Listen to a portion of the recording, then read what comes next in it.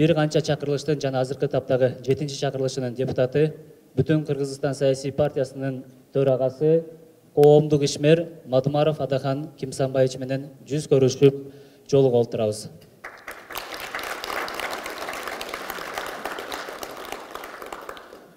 Бул жолугушууда сиздер менен өлкөнүн өзөгү, келечек ээлери жаштар аттуу темада кеп кылмакчыбыз. Акылдын өбөгү билим, жөлөгү тажрыйба демекчи, биз жаштар Матумаров Адахан Кимсанбаевичтин акыл насаатын, билим тажрыйбасын алуу максатында бул жерге чогулуп отурабыз.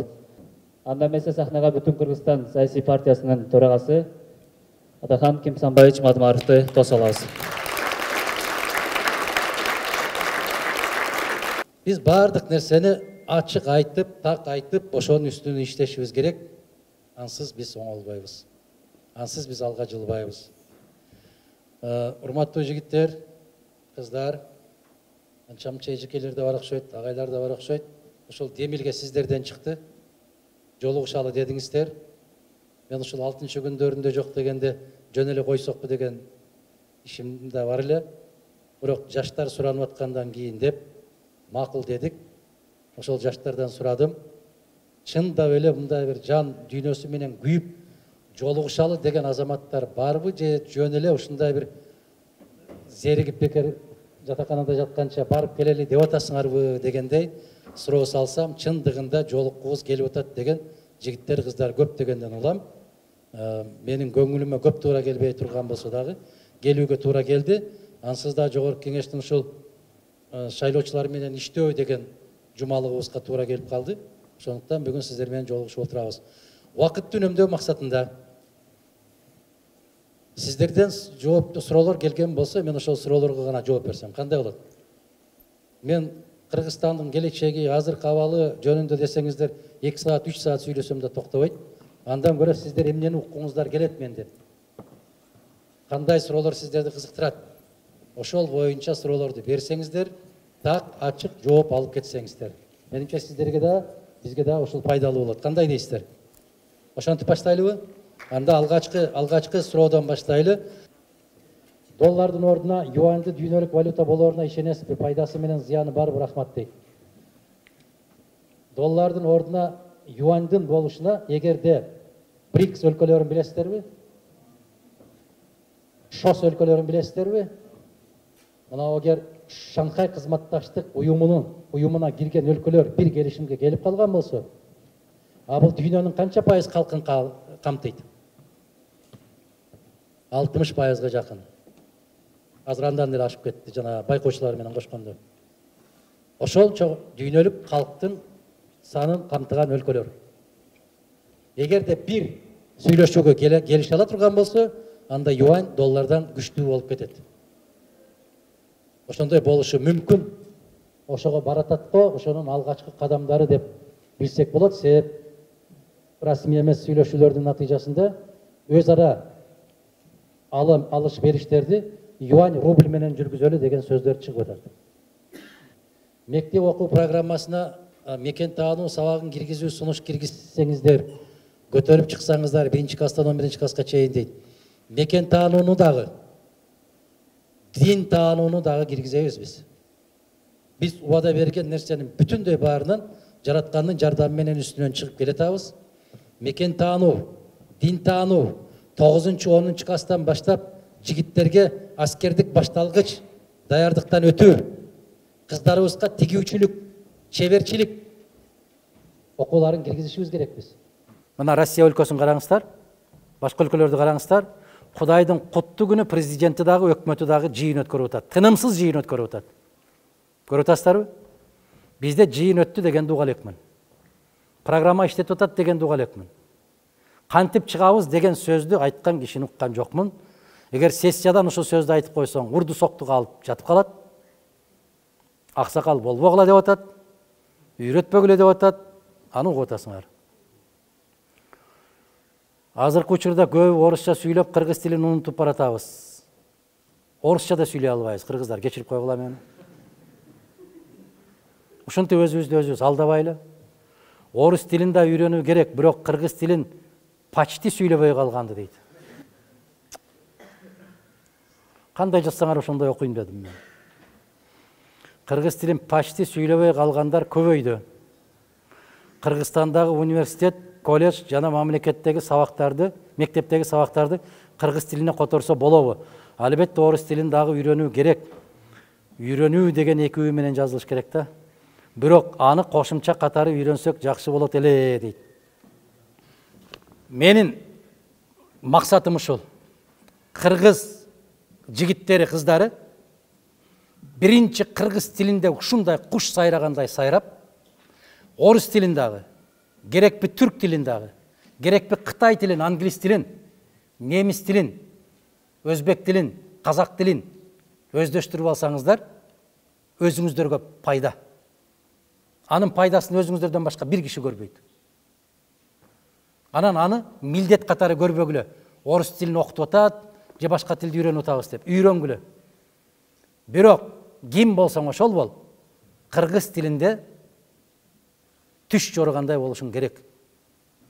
Сүйлөө же сүйлөм куроо эрежелерин так сакташыбыз керек. Биздин бүтүн Кыргызстан фракциясындагы жалаң ушул жардамчыларыбыз дагы, кеңешчилерибиз дагы жалаң сиздер менен курдаш болгон, сиздерден 1-2 жаш улуу эле жигиттер, кыздар. Мен ошолорду чоң академия сабагынан өткөргүм келет. Ошолорду кийин абдан каттуу тарбиялап, жогорку кеңешке депутат же өкмөткө кызматкер кылып дайындагым келет.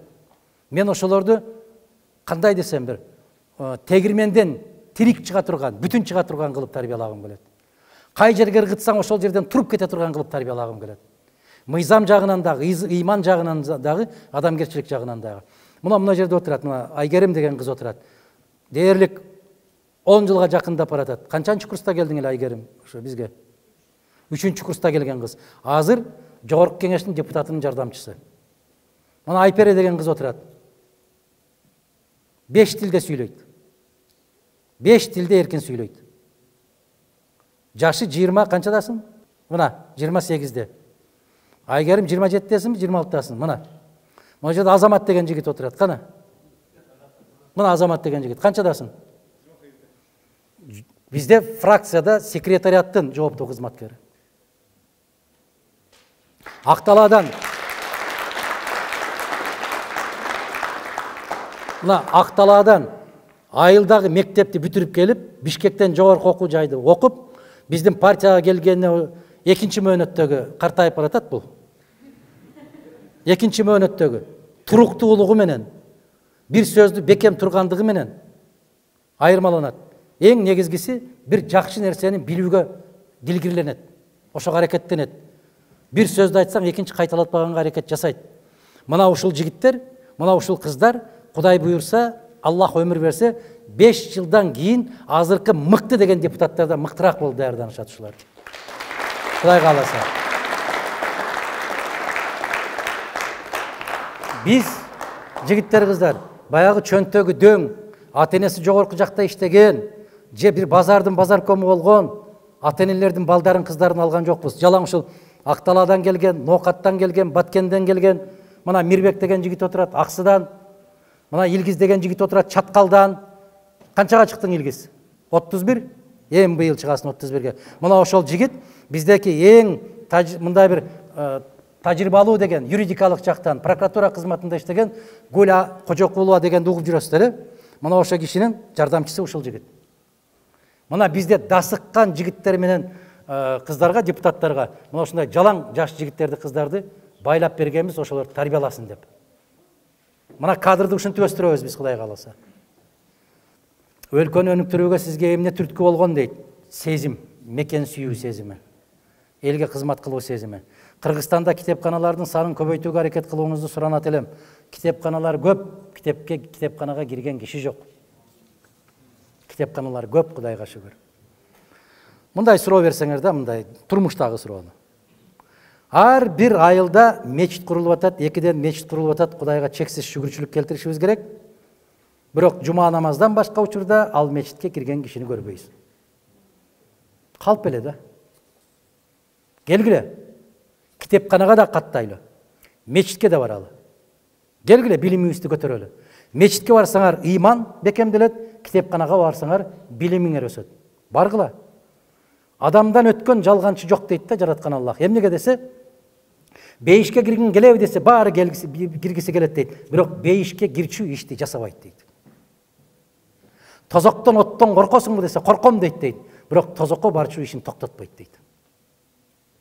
Акылсыздарбы? Китепкана бар, Кудайга шүгүр, бардык жерде бар. Мына биздин эле республикалык китепкананы караңыздарчы.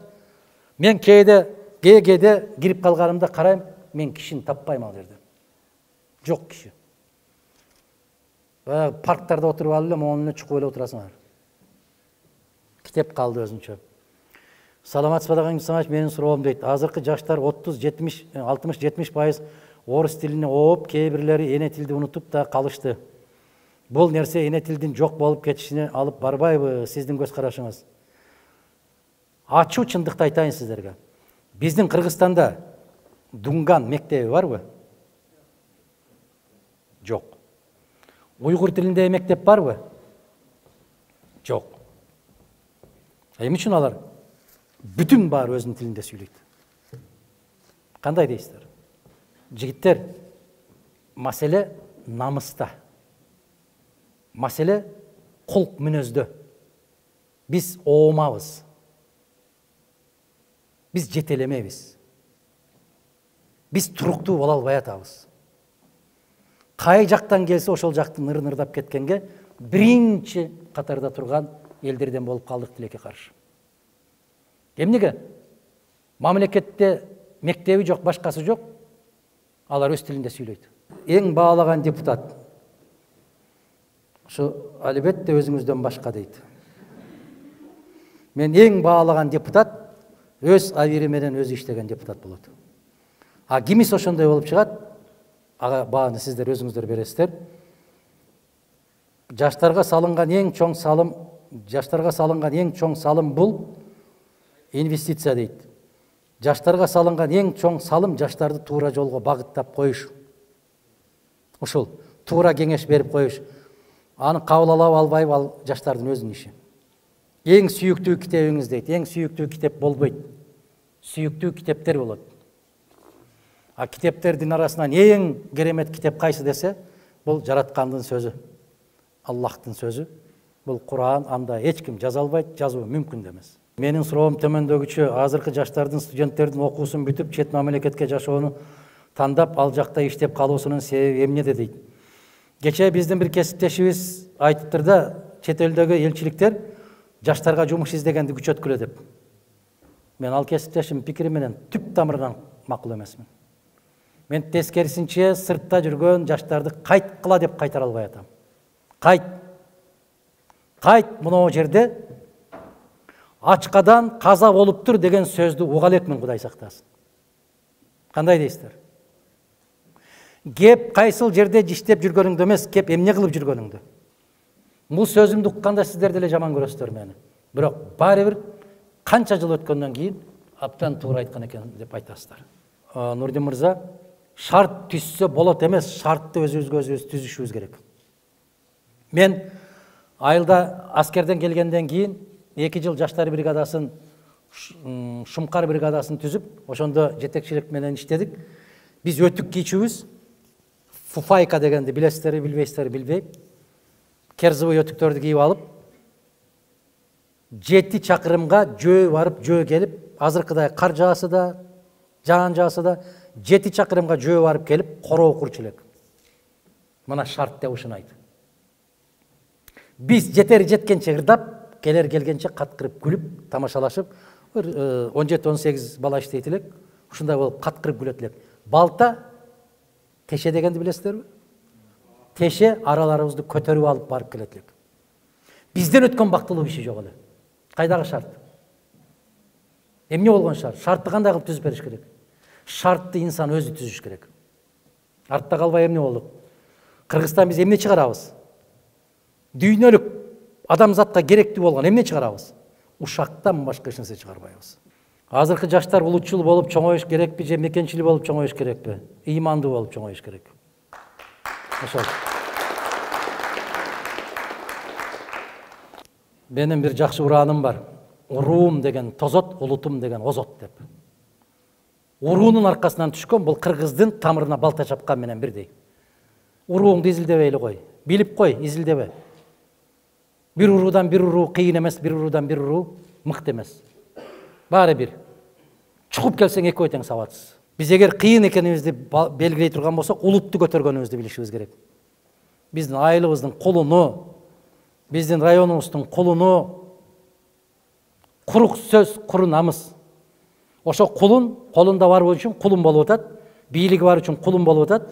Ошол кулунду бирөөлөр байлап койгон болсо, ошол уруу келип бошотуп коеюн дебей атат го. Кесибим экономика жана менеджмент өтө чоң тандоонун астында турам. Биринчи мамлекеттик ишкер, экинчиси жеке ишкер. Кайсынысын сунуштайт элеңиз дейт. Рахмат. Кайсы жерде элге, журтка өзүңүзгө рахат алып келем деген болсоңуз, ошол жерде иштеңиз.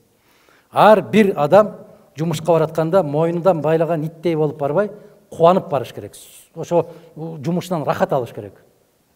Кыйышпас кан досуңуз барбы, чыныгы дос кандай болушу керек. Мен мындан 22 жыл, азыр 23 жылга кетип баратат башта Вечерний Бишкек деген гезитке интервью берген экенмин. Жаш күйүп турган депутат катарында айткан экенмин. Менде дос жок. Мен орусча бергенмин аны. У меня нет друзей. Я одинокий волк деп. Ушундай бергенмин.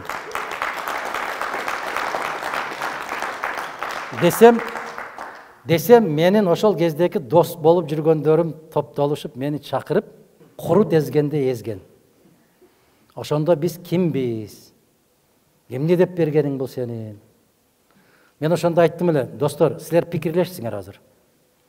Муну ол бурумдан кийин кимиңер каласыңар, калбайсыңар, мен билбейм. Дос деген бул жаратканга гана таандык сыпат. Ошон үчүн биздин бир китебибиз жалгыз дос деп койгон темасына.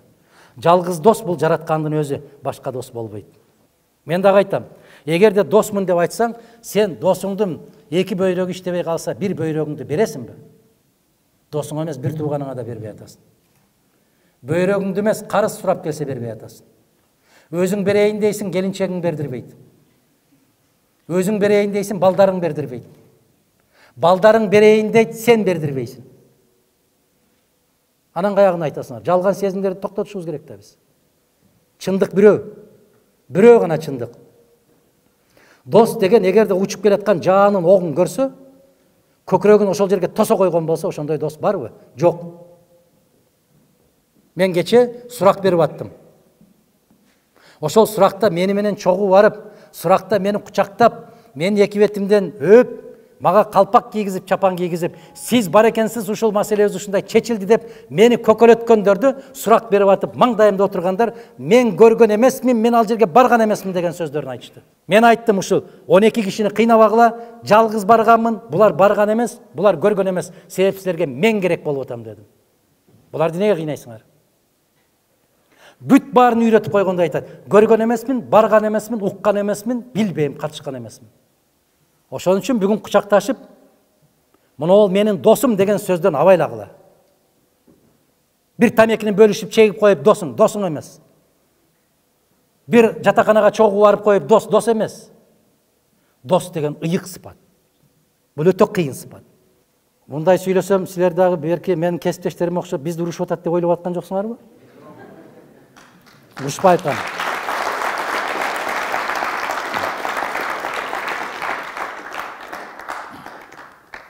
Мүнөз ушундай экен, ушундай сүйлөй алат экенбиз, ичиңден кайнап чыккан сөз жөн мындай күлүп отуруп чыкпайт экен да. Оргуштап чыгат бул. Азыркы учурда болуп жаткан кризистен биз Россияны колдоп, биздин экономикабыз төмөндөп кетүү коркунучунда турат. Бул болсо жаштар үчүн көптөгөн өлкөлөргө чыгууга бөгөт коюлууда. Ушуга кандай карайсыз? Эмне кылуу керек? Кыргызстанда калуу керек, Кыргызстанда оокат кылыш керек. Бөтөн жака чыгарылбай калганга мүмкүнчүлүктөр кыскарган сайын мен кубанып атам, чын ичинде.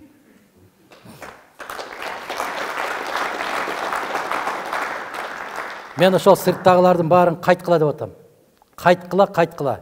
Азыр ар кандай кризистен кийин чоң мүмкүнчүлүк жаралат. Кыргызстанда ошондой мүмкүнчүлүк бар азыр. Жер тиштесек дагы азыр өз оокатыбызды өзүбүз кыла турган камсыздыкка жетишибиз керек. Эртең чек араны жаап койсо, ундан көз каранды, майдан көз каранды, туздан көз каранды, шекерден көз каранды болбой, биз азыр бир сотик болсо дагы жерди тиштеп болсо дагы казып, ошол жерге же күн караманы, же бир башка нерсени отургузушубуз керек. Мына каатчылыктын баары алдыда, жигиттер, кыздар. Каатчылык эми келет. Азыр келе элек. Азыр анча-мынча кампадагы иштер иштеп атат. Эми келет каатчылык, Кудай сактасын. Ошондуктан үйгө кайт дагы, бир сотик жерди дагы бош калтырбастан, дагы бир жолу айтам, тырмак менен тырмап болсо дагы бирдеме отургузушубуз керек. Эртең бир тууганга бир нан бербей кала турган заман келиши мүмкүн. Кудай сактасын. Биз билебиз, бизди жараткан Алла Таалам жаратты. Бирок бизди тарыхта маймылдан жаралганбыз деп окутат. Ошол билим берүү программасын алмаштырса болобу? Ал билим берүү программасын эмес, ошону окутуп аткан кишинин мээсин алмаштырыш керек.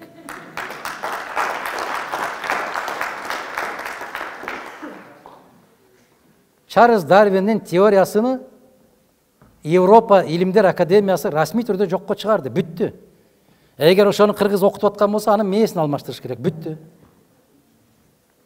Президентибиз Жапаров 5 миллиард карызыбыз бар экенин жана 26-жылга чейин төлөп бүтөбүз деп билдирүү таратты. Бул канчалык реалдуу? 5 миллиард карызды төлөй турган булактарыбыз барбы жана буга бийлигибиздин күчү жетеби? Асел Айым бериптир. Сиз кандай дейсиз, Асел Айым? Мен мисалы 26-жылга чейин карыздардан толук кутулуп бүтөбүз эмес, ошол жылга чейин карыз албай жашайбыз дегенге дагы ишене албайм. Түшүндүңүздөрбү? Эмнеге кече келишимге киргизип атат? 80 миллион быйыл ала коелу, кийинки жылы 80 миллион, натыйжада 160 миллион доллар алалы. Эми үчүн деген суроо берсем, айлыктарды бере албай атабыз деген жоопту уктуңарбы өзүңөр? Анан эмне менен сурап атасыңар кайра? Же дагы бир жолу айтсын дейсиздерби? Агай, жаштарга чет өлкөгө чыгып окууга кандай кеңеш бересиз? Окууга барсаңар баргыла, эгерде ушунчалык билимибиз ташып бараткан болсо. Муну жерде силерди окута турган мугалим калбай калса. Академиктердин, профессорлордун акылы жетпей калып, алардын акылынан ашып кетсек, анда бөтөн жактан академик издегиле. Кандай дейсиздер? Абу Али ибн Сино ким? Мына карагыла, математик дедиңер, философ дедиңер, хирург дедиңер, бардык кесипте. Ушул кайсы университетти бүтүрдү? Сорбоннада окудубу, же Кембриджде окудубу, же Жусуп Баласагында бүтүрдүбү? Баракелде. Ал китепканага дагы бекер киргизбеген заманда ошол эптеп-септеп күндүзү жумуш иштеп, бирдемелерди таап, анан нан топтоп, торбосунан нанды топтоп алып, анан момундай бир идишке сууну куюп алып, ошол падышанын китепканасына кирип кетип, күндүз ошол жерден окуп, түн кирип калып китепкана жабылаарда кычыктарга бекинип жатып алып, анан эшиги сыртынан жабылгандан кийин шам чыракты, май чыракты күйгүзүп алып, ошол май чырактын жарыгында жатып алып окуган ушул. Ким окутту аны? Саясаттагы эң чоң жаңылыштыгыңыз дейт. Саясатта канчалык ийгиликке жетишсең, ошончолук жаңыласың. Жаңылбай туруп ийгиликке жете албайсың. Бирөөгө ашыкча ишенип коесуң. Бирөөгө сүйөнүп коесуң, карасаң жаныңда эч ким жок болуп калат. Жалгыз каласың. Көпчүлүк учурда ушундай болосуң. Адамга ишенесиң, көп жаңыласың. Ишеним өзү негизги. Бүтүндөй жаңылыштыктын бардыгынын башаты ишенимден башталат. Туура эмес ишеним пайда болгон жерде. Саясатка канча жаштан киришип баштагансыз дейт. Сизге таасир берген китеп дейт. Саясатка мектептен баштап киришкенмин. Класском болгондон баштап киришесиң да. Эми үчүн 30 киши окуп атса, эч ким айтпайт дагы, а сен гана класском болгуң келет. Анан учком болгуң келет. Классыңдан биринчи болуп жулунуп барып, комсомолго өтүп аласың. Классташтарыңдан биринчи болуп жулунуп барып, коммунист партияга өтүп аласың. Саясат ошентип башталат. Мен 7-8 класстагы дептерлеримди карасам, толбой калган жерлерин 4-чейрек бүткөндөн кийин дептерлердин бүтүндөй аркасы Мадумаров АК тире первый секретарь ЦК Компартии Киргизии деп эле толтура бериптирмин мен ошону. Мен Усубалиевдин ордуна барам дейт элем, мен Усубалиевдин ордунда болом дейт элем. Ошондо мүмкүн саясатка киришкен баштапкы кадамым болсо керек. Таасир берген китептер өтө көп. Азыр бир китеп окусам, ошонун таасири өтө күчтүүрөөк болот кечээки окуганга караганда. Эртең башка китеп окусам, анын таасири бүгүнкү окуп атканыма караганда күчтүү болот. Жүрөгүңүздүн ээси барбы? Жок болсо жүрөгүңүзгө киргизгенге даярсызбы? Үй бүлөнү кантип түзүш керек, жана эмнеге басым жасаш керек? Жазаш керек эмес, жасаш керек. Сүйүү деген ар кандай болот? Мекенге болгон сүйүү болот. Кесибиңе болгон сүйүү болот. Азыр айрыкча жигиттерде дагы бар, минип жүргөн машинасына да сүйөт. Көтөрүп жүргөн телефонуңарды да сүйөсүңөр. Бул сүйүү ар кандай болот. Эгер силер адам сүйүүсүн эсептеп атсаңар, эгер ушул сезимди, туура болгон сезимди силер адаштырбагыла, жигиттер, кыздар, адаштырбагыла. Бул кумар менен сезимди аралаштырбагыла. Эң чоң кайгы страсть. Кумар менен сезимди алмаштырып аласыңар дагы, анан өмүр бою ыйлап жүрүп өтүп кетесиңер. Бул келер кетер нерсе. Сүйүү деген бул ага жеткен бар, жетпеген бар, аны сезген бар, сезбеген бар. Ага көрүнгөнгө бериле бербейт. Уктап жатсаң ойготкондон корком, эгерде бактың кирпигиңде болсо ачылып кетип үркүтөмбү деп корком дейт. Түшүндүңөрбү ушул сөздү? Кирпигиңе илинип алган болсо, ошону үркүтүп аламбы деп корком дейт. Мана ошондой коркуу сезим бар жерде, аны силер билбей деле каласыңар, ага жооп издебегиле. Эгер ошондой сезим келген болсо, силер эч нерсени карабайсыңар. Анан баягы ырдагыдай болуп эле, жаан жаады, үшүп калдым, тоңуп калдым, бирок кетпедим. Мунун баары жалган. Ысык жерде отуруп алып эле жаза берет ошондой ырларды келиштирип. Мунун баары калп. Ошол нерсени алмаштырып албагыла деп айтып атам мен. Бийлик сизге 5 жыл бут тосот деп чочулабайсызбы? Өмүр бою тосса дагы чочулабайт. Сиздин адамдык аброюңузга шек келтирүүчү текебер деген сөздү көп айтышат. Текебер деген сиз үчүн эмнени билдирет? Түркөйлөр үчүн алардан көбүрөөк билип коюштук текеберлик болуп көрүнөт да. Себеп алар билбеген нерсесин айтып койсоң эле бизди окутуп атат деп чыгат. Анан алар туура эмес мамиле жасап койгон болсо, сен туура мамиле кылып койсоң текебер болуп калыптыр дейт. Ийилгенге ийилгин дейт, көктөн түшкөн пир эмес дейт. Керкейгенге керкейгин, ийилгенге ийилгин баалап берген кул эмес, керкейгенге керкейгин, көктөн түшкөн пир эмес дейт. Мага канчалык адам ийилген болсо, мен ошондон 2 эсе көбүрөөк ийилгенге аракет кылам. Бирок мага ким керкейген болсо, андан да каттуураак керкейип коюшка колубуздан келет. Сиз бошо эң кызык китеп кайсы деген? Келиңиз. Атыңыз ким? Гүлзина. Гүлзина, бактылуу болуңуз, ийгилик болсун, карап коюңуз. Экинчиси, достук жөнүндө суроону ким берди? Сизби? Келиңиз. Сыймык? Баракелди. Ата-эненин эле эмес, улуттун да сыймыгы болуп жүрүштү насип кылсын. Рахмат. Ийгилик болсун.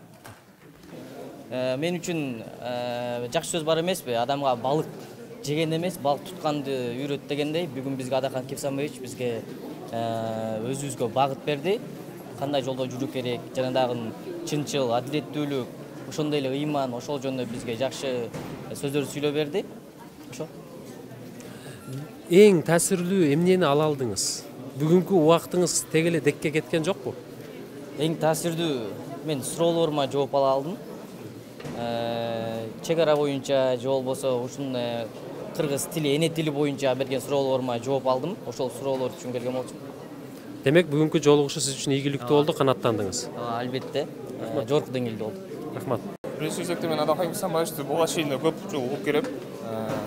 Ар дайым кайрылуулардын суроо жоопторун ошол себептен мен суроо бербедим ага. Анткени баары өзүнүн позициясынын туруктуулугу менен таанып келем. Азыркы бүгүнкү жолугушуу боюнча айта турган болсок, дагы да бизге болгон шыктандыруу, дагы да болгон мекенге сүйүү болгон сезимдер дагы да ойготуу десек болот, туура болот. Ага дагы бир жолу ыраазычылык билдирем, ушундай суукка карабай, адам баардык жаштарга да ыраазычылык билдирем, ушундай суукка карабай келип бергендигине. Ошол. Рахмат сиздерге, ийгилик ишиңиздерге.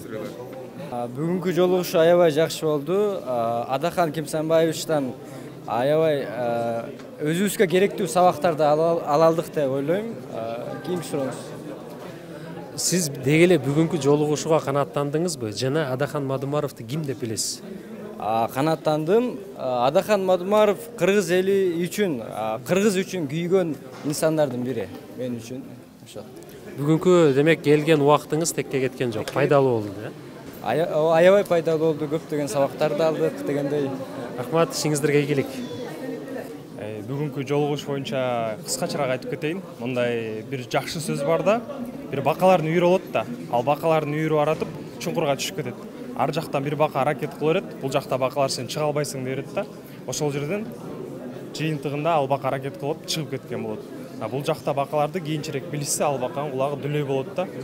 Бүгүнкү жыйындын максаты ушундай болду да. Сен эч кимге караба, эч кимди укпа, оку жана оку. Бул мен үчүн эң башкысы, мен буга чейин билчүм, бирок башкаларга да мындай тереңдетилип, мындай түшүндүрүлүп кетти да.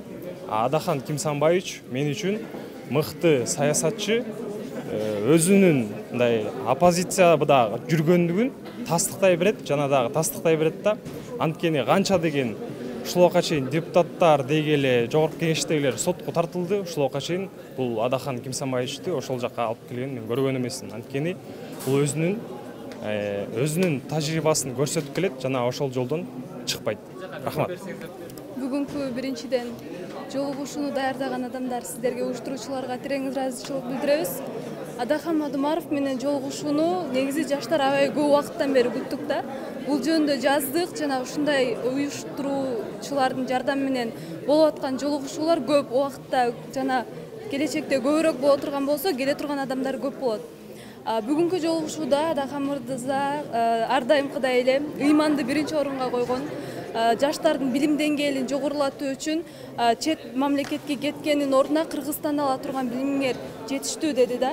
Ошол нерсе бизге аябай мындай жакшы таасир берди. Себеби азыркы жаштардын көпчүлүгү, анын ичинде мен дагы бармын, чет мамлекетке аракет кылып жүрөбүз, бирок агайдын айткан сөзү аябай жакты.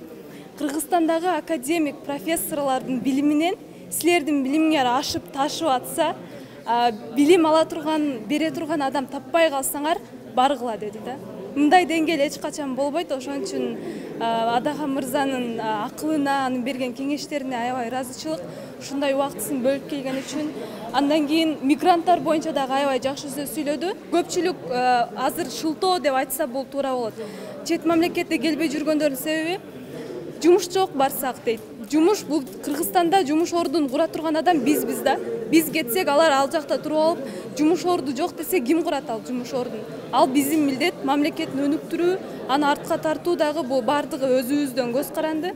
Ошон үчүн мен Адахан мырзанын айтканын дагы бир аз кошумчалаганча эле элдин баарын айткым келет. Чет мамлекетке кетип, ал жердин баягындай айткандай, ал жердин мырзасы, ал жердин күчтүү кызматында иштегенден көрө, өз мамлекетиңде кичинекей бир жумуш болсо дагы аны аткарып, ошол менен мамлекетиңе өсүшүнө салым кошсоң, бул сен үчүн эң мыкты бир мамлекеттин жана элдин берген сыйлыгы болот деп айтам. Рахмат, менде дагы бир кыскача суроо. Сиз үчүн Адахан Кимсанбаевич ким? Мен үчүн Адахан Кимсанбаевич бул менин устатым. Ал менен жолугуу бул аябай менин арманым болчу. Бүгүн биринчи жолу жолугушууга келдим, аябай сүйүнүп турам. Анын жазган, айткан ар бир ою, аны көргөндө ал сага устат сыяктуу болот да. Мен айтам, ал мага жеке келип бизге сабак бербесе дагы, анын ошо видеолорун көрүп, ал жөнүндө жазган китептерди окуу менен, анын бизге берген кеңешин окуп, китептери көп берет, могуларды окугула депчи. Ошолорду окуу менен биз өзүбүздү дагы ошол Адахан Кимсанбаевичтин шакирттерибиз деп айтканга аябай сыймыктанам, ошентип айткым да келет. Келечекте ушул Адахан Кимсанбаевичтей улуу инсандардан болууга биз аракет кылабыз. Рахмат. Адахан Кимсанбаевич көп жылдан бери ошол саясатта, мисалы саясатта оппозицияда сыртта жүрдү да, бийликте же болбосо ошол парламентте жүрбөдү. Парламентте 5-чи микрофон, Дүйшөн агай, жанагы дагы бир сөз чыкты, Көкжал Карышкыр деген. Ошого окшогон нерселери эл өзү көтөрүп, өзү чыгып атат. Бул албетте карапайым элдин сөзү. Буга толугу менен биз кошулабыз. Рахмат пикириңизге. Ийгилик. Негизи Адахан Мадумаровдун жолугушуусун 3-4 күн мурун уккам. аябай күттім, күндөрдү санап отуруп. Бүгүнкү жолугушууга келдим. Бүгүнкү жолугушууда мен көп нерсени күткөм. Алардын баары орундалды. Мисалы үчүн мына чыныгы дос жөнүндө мен суроо бердим агайга. Ал чыныгы дос кандай болот? Кайышпас дос деген кандай болушулар жөнүндө баарын айтып берди. Ички политика, сырткы политика жөнүндө айтты. Мекендештирүү чечакта жүргөн, убактылуу иштеп жүргөн мигранттар жөнүндө айтты. Ар кандай маселелерди азыркы жаштар жөнүндө айтты. Алардын баарын азыр мен угуп ынандым агайдын сөзүнө. Кыскача суроо, сен үчүн Адахан Кимсанбаевич ким? Адахан Кимсанбаевич мен үчүн бул мыкты политик, кыргыздын чыгаан уулу десек болот. Мен мисалы үчүн бул убакытка чейин 6-чакырылыштын депутаттары мен политика эме мисалы үчүн 3-4 күндө жолугушат, ошосун мен көрбөйт элем да. Бүтүн Кыргызстан келгенден бери мен качандан бери политикага өзүм кызыгам. Бүтүн Кыргызстан келгенден бери мен калтырбай көрөм да. Агайдын ар бир сөздөрү чындыгы жакшы сөздөрдүн айтат да. Чындыгы сөздөрүн айтып, ушундай чындыгы кыргыздын уулу десек болот. Рахмат пикириңизге, ишиңизге ийгилик, окууңуздарга ийгилик. Мен өзүм ошо ойлонуп калам, ушул жылдан кийин чечака барып окусамбы депчи. Ошо оюман кайттым десем болот. Ушу мен оюман кайтканга ошондо агай түрткү болду десем болот. Ошо ойлонуп койдум да, ушу Кыргызстанда эле окуп иштесе болот турбайбы депчи. Биздин эле Кыргызстанда канчадаган элдер, мисалы агайларыбыз ушул жерде окуган турбайбы деп ойлонуп койдум да. Ушу мен деле ушу Кыргызстанда эле окууну чечтим кайрадан. Ушундан улайым сизге бир суроо, кыскача. Сиз үчүн Адахан Кимсанбаевич ким? Адахан агай мен устасым десем да болуп калды окшойт.